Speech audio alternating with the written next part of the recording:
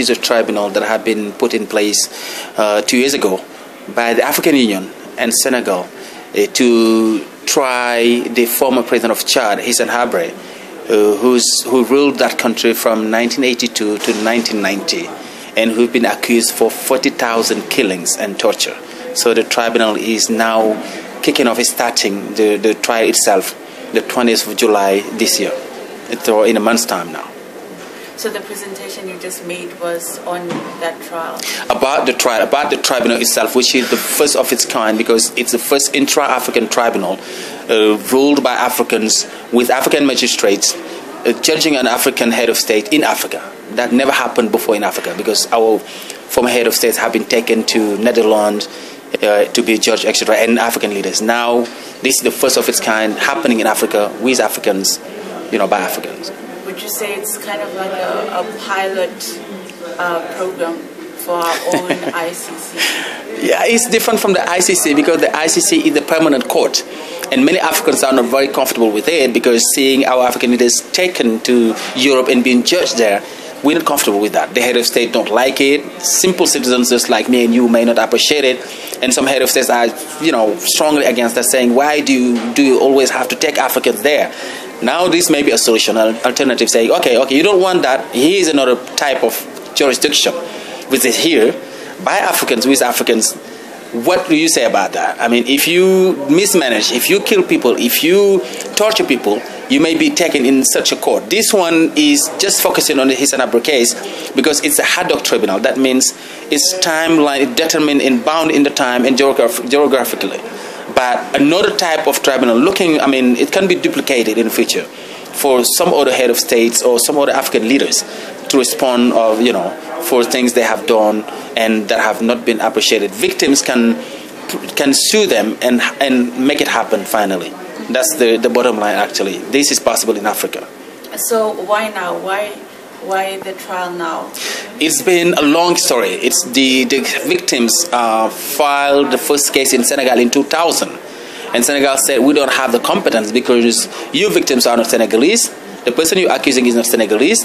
The facts did not happen in Senegal, so there's not much we can do. And Belgium said, we can. We have, because some Belgians of Chadian origins filed the case in Belgium, and Belgium have what we call the universal competence. They say we can do it. And then they have been resistant from all over Africa, saying we don't want this. Senegal did not accept to extradite Mr. Hadre in Belgium. The head of state at that time was Mr. Wad, strong Pan-Africanist, etc. And it's now between 2000 and 2006, in 2006 in the AU summit in Banjul, the Gambia, that the AU said, because the Senegal referred to AU when the case became too complicated. And the AU decided in 2006 appointed or assigned Senegal to judge Hissen Hadre on the name of Africa. That's how it happened. AU said, Senegal, you're not judging Hissen Hadre on your name, whatever, but do it on the name of Africa. So Senegal had to change its legislation to make it possible, its jurisdiction to make it possible, because at that time it wasn't possible to judge a foreigner accused by foreigners in a foreign territory. So now that's the whole process, and that began in 2006, and it's only in 2013 that the tribunal have been put in place.